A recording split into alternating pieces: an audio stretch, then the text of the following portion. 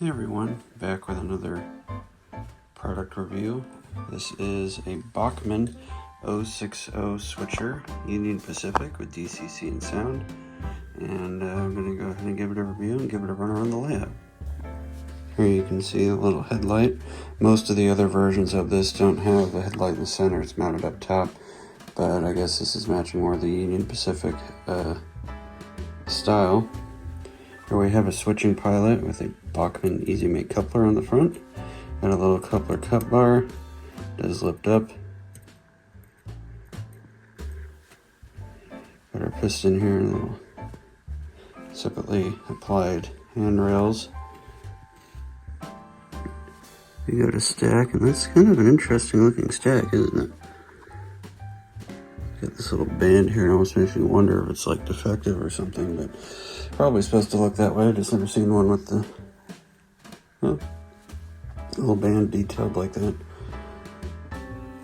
Got ourselves a pretty big dome right here. Got ourselves a separately applied plastic bell. Got ourselves, see, I think that's the whistle, yeah. We got a whistle, and then this is a pop-out valve back here. The whistle is cast into the bell. Got another dome here, and we got some cast in, detail on the boiler. We got our 6 drivers right here, painted all black, which I definitely like, with our nice rod detail. I can't tell, I don't think there's anybody in the cab. A little bit of boiler back head detail, but while we're back here looking at the tender in the back of the cab, you can see the pretty crisp road number there. And a pretty nice looking Union Pacific. Let me move that out of the way. Union Pacific on the side of the tender. Got a nice oil bunker here. Some nicely separately applied handrails. If I go ahead and pull this guy forward, take a look at the back. You have an operational reverse light right here and a nice ladder. Another coupler cut bar and another Easy Make coupler. Now, Bachmann has kind of had a mixed reputation over the years. Back in the 90s, not very good. In the 80s, I had a bunch of older Bachmanns when I was a kid, and the gears were always splitting in them. Then they came out with their Spectrum line, which you guys know I own a few of, such as this engine back here. I got a Spectrum Shea sitting back there. Got a couple other Spectrum 440s. Spectrum 060 right here. And they stepped the quality and the detail up, and it was the first time that had really been done in plastic models. And the Spectrum line went on for a while. They made 460s, which I have one of, 440s, Climax, Shea, a couple of bigger steam engines. And then they kind of stopped the Spectrum line and replaced it with a kind of toned down Spectrum line, where the detail was still fairly decent, but the drivetrain wasn't very good. And that kind of upset some people. They were cheaper, but Bachmann had a market. They had a corner on the small steam market. No one makes small steam. Before now, I was thinking about getting a brass 060 and paying someone a bunch of money to do an install so I could have a nice switcher, but Bachmann came along and made this guy, and I'm happy to say it's nicely detailed, it runs great, and it sounds great. It's DCC and sound installed, and it's good to go. So let's go ahead and fire it up and take a look at it and listen to the sounds. Here you can hear the sound system running. So we'll go ahead and turn on the headlight, and the dynamo should turn on with that. One hand to this.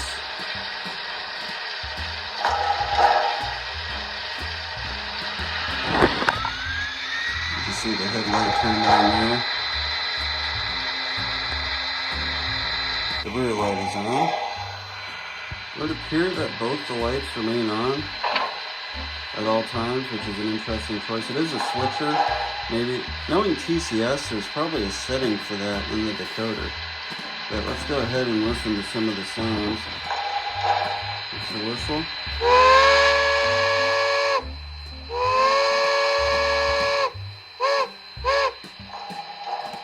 Listen to the bell.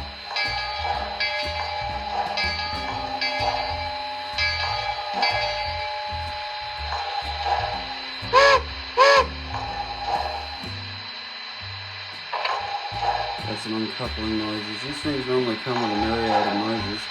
Let's go ahead and fire it up and listen to it sound.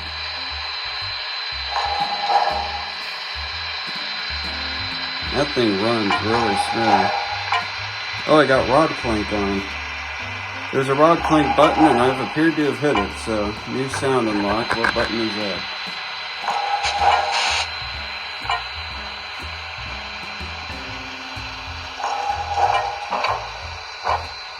Six activates rod clank. And you can hear it's chugging now. It's got a pretty good chug to it.